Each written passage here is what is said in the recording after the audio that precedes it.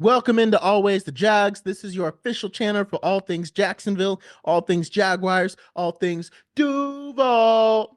Today, I'm going to do my 7-round Jaguars mock draft. This is going to be pre-free agency. So this is pre what we do in free agency because that will obviously make a difference.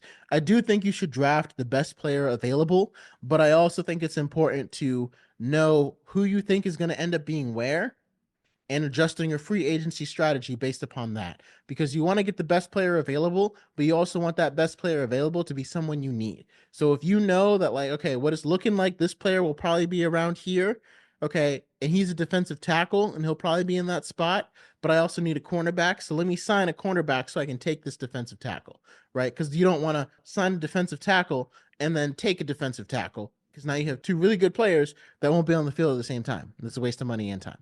So let's dive right in to my pre-free agency mock draft. Round one. Now, this is just going to be who I want and who I think is going to happen. And obviously, there's a chance that it doesn't. But probably a pretty strong chance that it doesn't. But with the number 5 overall pick, the Jaguars ended up taking Travis Hunter. Now, this is why Jaguar fans really have to pay attention to free agency, because there's a few things that need to happen in order for us to end up with Travis Hunter, because every team that's picking before us could use him. And I've seen him go to every single team. Go to the Titans, the Browns, the Giants, and the Patriots. The only thing that helps us out is that the Titans and the Giants need a quarterback more than they need Travis Hunter. And Shedeur Sanders and Cam Ward, premier positions. The Giants already have a number 1 receiver for their quarterback, so they're in a great spot. And the Titans, as long as they feel good about Calvin Ridley, they kind of already have one. And I think they're ready to move on for Cam Ward. I think what Jaden Daniels did helps us a lot, because now a lot of teams feel like, okay, if we get the right quarterback, it doesn't really matter about everything else. Like, we'll put everything else around him. But if we have the right quarterback, we can make a quick turnaround for our fans. And I think the Browns are going to end up either just signing like a bridge quarterback, bringing back Jameis Winston on a very team-friendly deal. The Browns might take Shedeur Sanders, right?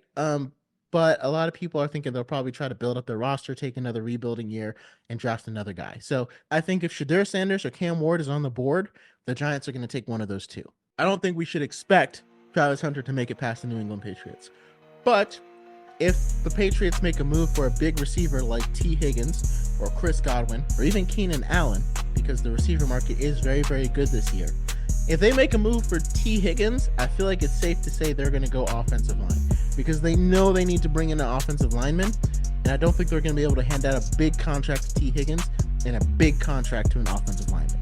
And I think they're going to say, I think T. Higgins is a better receiver than Travis Hunter is going to be, and I think Will Campbell is a better offensive lineman than most of the ones available in free agency. So I think in this scenario, the Patriots go T. Higgins, and they end up drafting Will Campbell to play on their offensive line, because he can play any position and absolutely dominate. And that's how the Jaguars end up with Travis Hunter. Now, it's kind of a fever dream, but when you hear me say it, it feels like it ends up making sense, just if all these teams do this very specific thing. But this is why this is pre-free agency, because if the Patriots do sign, say, Trey Smith or another big offensive lineman in free agency, that's pretty much them saying, if Travis Hunter is on the board, we're going to take him. So we got to pay attention to what happens in free agency. But for right now, the Jacksonville Jaguars end up with Travis Hunter at number 5, which is perfect because he will be our number 2 cornerback until he's ready to become our number 1 cornerback. And he'll always be our number 2 receiver besides Brian Thomas Jr.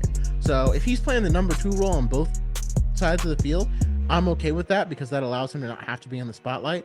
But he also played the number 1 role at both spots in Colorado. So him being able to, like, teams won't know who to defend.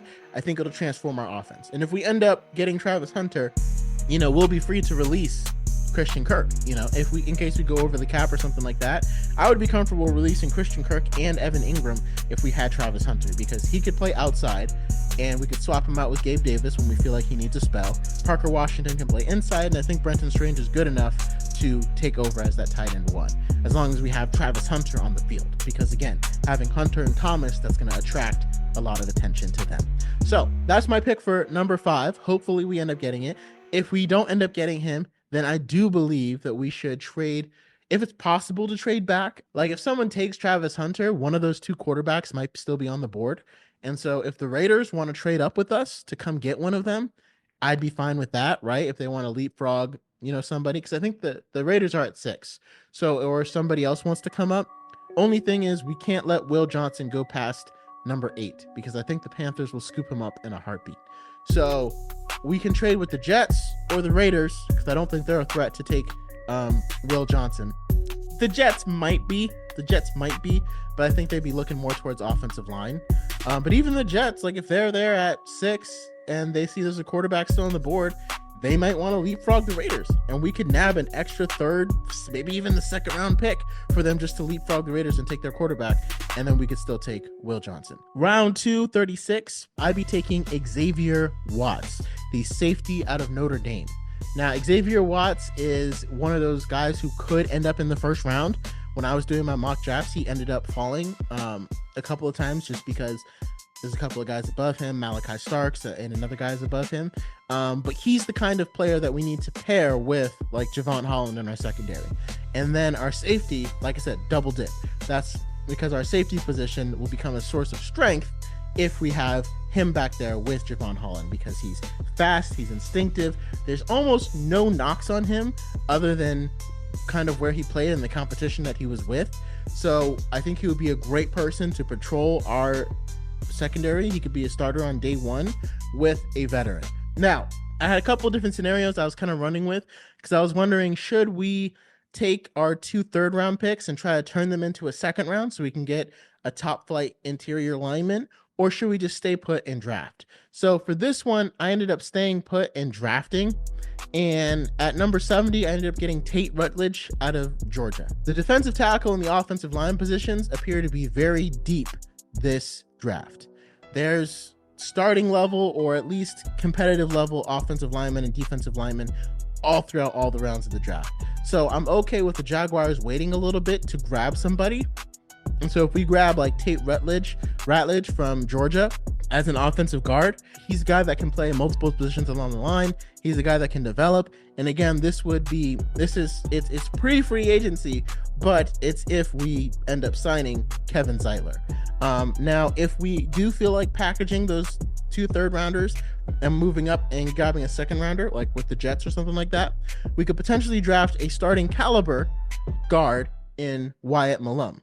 And so, in that case, we technically wouldn't have to do anything in free agency. Xavier Watts would be our first starter at safety, and Wyatt Malum would take over for Brandon Sheriff. However, I do think if we have the cap space and we're able to bring in Kevin Zeitler, I would prefer to wait to the 3rd round, get Tate Rutledge, keep our picks so we can build up more of that depth in guys that can end up contributing. Because in the 3rd round at number 88, now I have us taking Josaiah Stewart. I'm probably saying his name wrong, but Josaiah Stewart, an edge from Michigan. Michigan obviously had a phenomenal defense, so it's never an issue to grab players from there. But also, he's a guy that they say the knock on him is kind of against the run, but he could kind of slip into that 3rd edge rusher position behind Trayvon Walker and Josh Allen if you want to give him a spell. Or again, my favorite thing is on obvious rushing downs, like if you force 1st and long, or if you got a sack on 2nd down or something like that, and now they're in 3rd and 10 or greater. That's an obvious passing down. You're not going to run on that play because the linebackers aren't going to let the running back get 10 yards. So they're going to be forced to pass. And then in that case, the best substitution is move all your best pass rushers onto the field, right? So bring Trayvon Walker down inside, move Eric Armstead over, keep Josh Allen on the edge, and then put in one of these guys who's not so great against the run, but is a fantastic and has a bevy of moves for getting to the quarterback. And that's Stewart. Stewart is a pass rush specialist. And again, he can also get better at the run, right? You can teach him. Unique Ngakoue never got that way. And it was hard because he always wanted starter edge money. But in order to be a starter at the edge, you have to be good against the run. But there's a couple different guys who I'd be okay with in this position as well. Kyle Kennard is an edge from South Carolina. Same thing, can kind of play all over the line. Ashton Jeloit, he's another guy who can kind of play all over the line. He was an edge from Louisville. And Omar Norman Lott is another guy who can kind of play all over. So that versatility, I think, is going to be important for our 2nd, 3rd round pick. Let's get that in a guy. That way, we can move him around 2 positions that we need to. So that way we're not having our defensive tackle play defensive end. So moving on, now we're in our 4th round. In this one, I have us taking Jared Wilson out of Georgia. he's a center, and he's one of the more highly regarded centers, but the center draft isn't that strong this year. Now you have some guards that could play center and some centers that can play guards, and we'll see. But Jared Wilson will be a guy it's kind of developmental. He was solid at Georgia, probably needs a little more time to develop for the NFL. So hopefully we could get him. I don't know if he'd necessarily be ready for next year because Mitch Morse only has a year left on his deal. It would be ideal if we could, or maybe see how he develops this year, and if he has a chance to start next year, we could give it to him. I would love to be in a position where we're resting starters and we can allow him to come out there and play. But if he's our backup center, if Mitch Morse gets hurt or something like that, we can plug him in. But we do not need to start thinking about life after Mitch Morse. So now in our second, 4th round pick, we have Antwaun Powell-Ryland, who's an edge out of Virginia Tech. Again, another versatile player who can move around to different positions. And as you can see, I'm going pretty heavily on beefing up the defensive line. I mean, I think watching the Eagles, it's one in the trenches, right? Like watching the Eagles dominate the Super Bowl, I think every team learned that it's one in the trenches because Patrick Mahomes was running for his life the entire game. And that was exactly the storyline a couple years ago when the Buccaneers beat the Chiefs. But the difference is, then the Chiefs upgraded their offensive line and then won 2 Super Bowls in a row. But then their offensive line suffered a huge hit this year. They had to move a lot of guys around, and so they were kind of able to win games, but against a pass rush like the Eagles, it's just too fierce and they weren't able to do it. And shout out to Jalix Hunt, fellow UHS DeBerry alum, who got a couple of sacks in the Super Bowl, which is crazy. Really happy for him. But anyway, so a guy like that, or like Darius Alexander, he's a defensive tackle from Toledo. He also has some versatility. Someone like that to, again, add to that defensive room and compete with those other guys. Because we are going to lose some backup defensive linemen like Jeremiah Ledbetter. I don't think I would resign him with all the picks that we have. So we'll end up losing some other guys. So that's who I ended up with taking in that spot. Next, at pick 143, I actually have Malachi Moore, a safety out of Alabama. And I'm surprised that he's going to end up falling to the 5th round, but he's a very instinctive and rangy kind of player. Players from Alabama are just so smart. They're so smart. You don't want to bet against them. Look at Brian Branch, look at other guys. Like if we draft him in the 5th round, even though we already took a safety earlier on and potentially signed one in free agency, like I'd be okay if we ended up with Hufanga. But we could get a safety who's maybe not as expensive as Javon Holland. If we drafted a guy like Malachi Moore and kind of let him develop.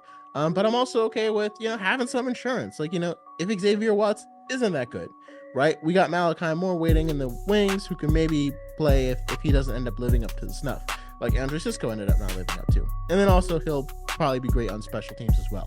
So that would be my choice in the 5th round for safety. Next we have in the 6th round, I'm taking Raheim Sanders, who's a running back out of Carolina. And the thing that I noticed about him is he has good hands. He's good hands. He's kind of got like that shifty. I don't necessarily want to replace Travis Etienne. A lot of people are talking about trading him and stuff like that, saying that Tank Bigsby is better. I like the 1-2 punch. I like what David Montgomery and Jahmyr Gibbs are doing in Detroit. I like that idea. I know it's not always sustainable, but I like the thunder and lightning. I like what Alvin Kamara and Mark Ingram did for a couple of years.